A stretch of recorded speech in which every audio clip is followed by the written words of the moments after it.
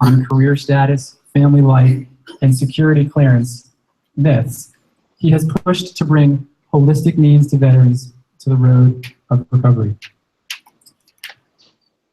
Master Sergeant Cruz has been widely sought by military units, military bases, DoD organizations, national suicide organizations, and the White House for his expertise on veterans issues and social media. Master Sergeant Cruz is a Master Resilience Trained Level 1 Applied Suicide Intervention Skills Trainer. Question, persuade, refer, train. Army Suicide Intervention Trainer. He is also the Program Director for Suicide and Awareness with Veterans,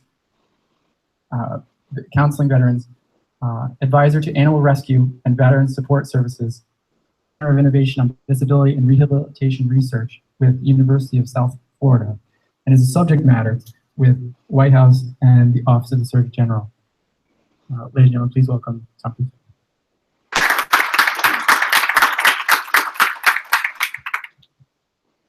Good afternoon, everyone. Like you said, my name is Master Sergeant Tom Cruz. This is my wife, Heather Cruz. And I've been in the military for 21 years in May, and plan to make finish the career out to the Army. Till the Army lets me go. We're coming to you live from sunny Tampa, Florida, right now. I wish we could be there. I'd like to echo, appreciate Mr. Marin, Doc Foreman, Lisa, and Tony Wood, and everybody else there for giving us the honor to be able to come and talk to you guys and share our story and our experiences, and hopefully I can learn from you guys, and hopefully I can provide some knowledge back to you guys to use in your fields.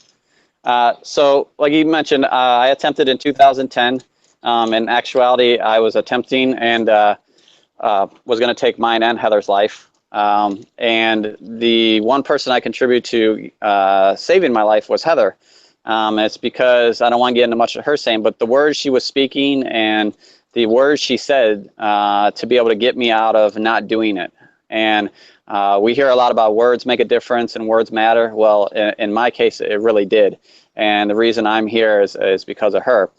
And so she stuck by me through it all, through the Walter Reed process, through the therapy and everything. And then I also had great commands. I had a command that looked at my whole career overall, and then they looked at just me as a person and the recovery that I was going on. And so I was able to debunk that the military was just going to kick me out. They actually looked at me, said, "Hey, we like what you're doing. We'll help you with your therapy and we'll help you with your career progress."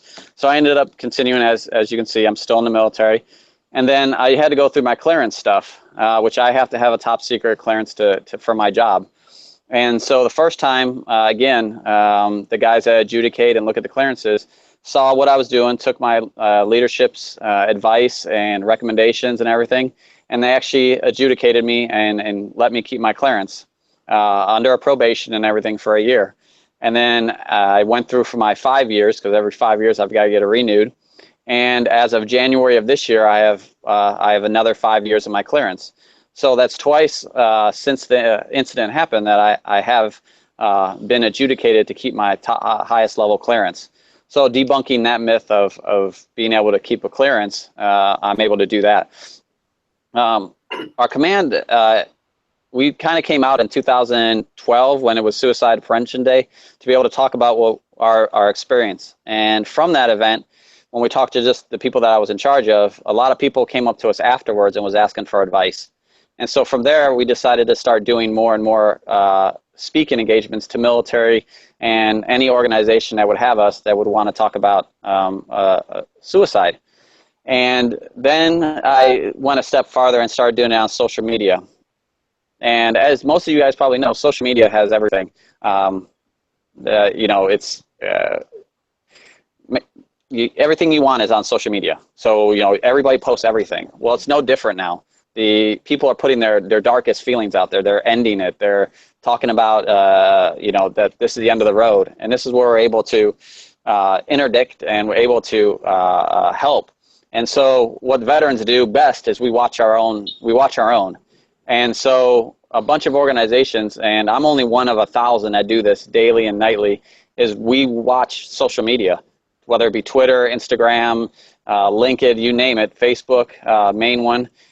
We look out for veterans that are in trouble, or the veterans come third hand to us that are known, and we assist them through their ideation. And from there, we're just a Band-Aid fix.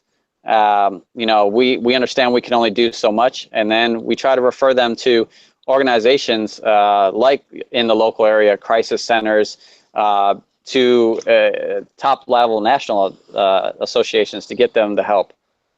What I've tried to get more interested in and working with the White House and with April Formanem is trying to take all that plethora of data that is on social media that we are gathering every night, willingly, getting their information by what's their issues, where they're at, how many deployments.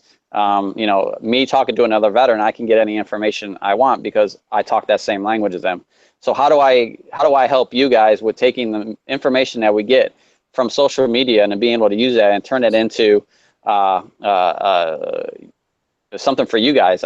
I'm just a speaker. I don't know data stuff. I'm not smart in all the math and all algorithms and how all that stuff works, but there's a bunch of you guys out there that are. So how can we on the ground that deal with this every night on Facebook and helping, how can we bring this to you and make this better? And I think you're going to have a presentation in a couple of minutes of one way of being able to do that I fully support and trying to work with to do what we do. We want to end this just as bad as you guys do, and we look at each other for ourselves. So that's kind of really a quick nutshell of what we do. We're just trying to help out where you guys. I'm gonna let Heather talk and kind of go more into about the words matter aspect of it. Good afternoon. The one thing that I noticed during Tom's altercation was that the more that everybody else spoke around him through the phone, the more agitated he got.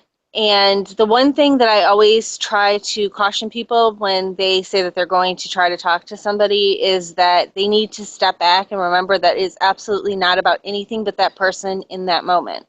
To try not to use words like I, because then you're taking all the focus off of that person. When you're saying, I would miss you, you're just putting a little more guilt onto them. And they're already feeling guilty about so many things in their life. They already have so many feelings of worthlessness, of not knowing how to make things better for everybody else around them. It's not always about just the fact that they feel terrible. They feel like they've made everybody else feel terrible. I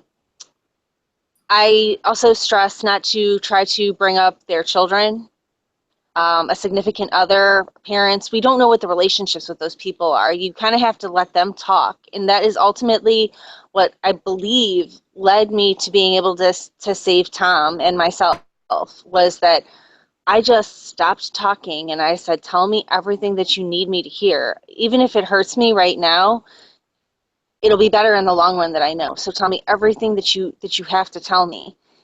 And I laid there on the ground while he talked to me, and he told me just years and years worth of stuff that had just weighted him down and had finally come to a head. And one of the big things with us was we both had gone through a divorce not long before that. He had had some custody issues that were very, very difficult.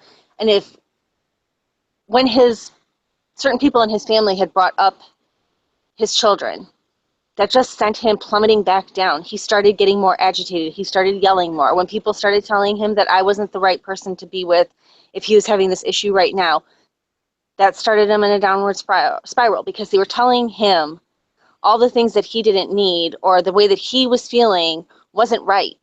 He should be thinking about other people and taking other people's feelings into account.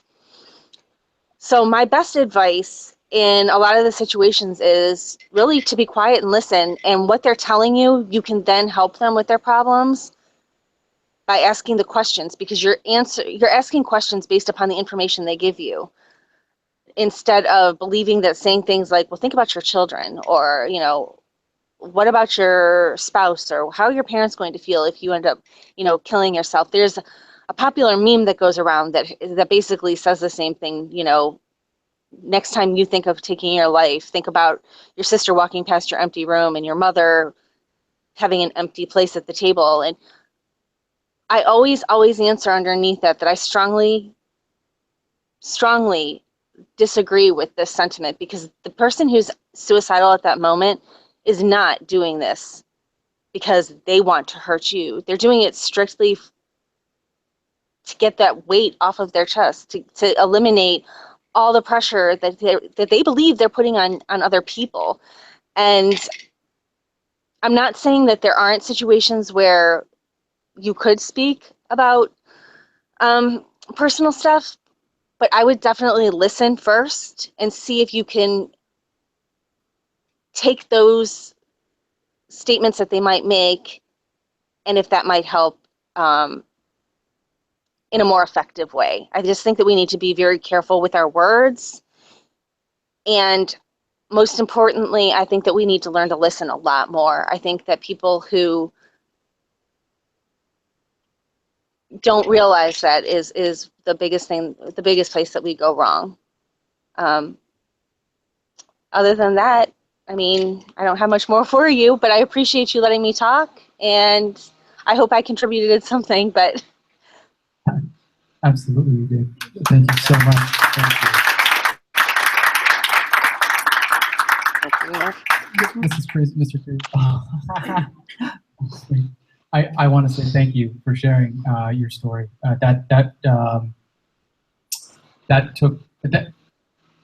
Telling this story takes tremendous courage, and I know I think countless people have benefited from your service and your contribution in this area, and I want to thank you for sharing those experiences, because that perspective, your real life perspective, is incredibly valuable, and it grounds all the work that we're doing in a very real, and helps us all work together and think about this from your example of what it's like for a military person or a veteran and their family, and what they're going through. So this is a very valuable contribution. Thank you so much. Thank you, sir. Thank you.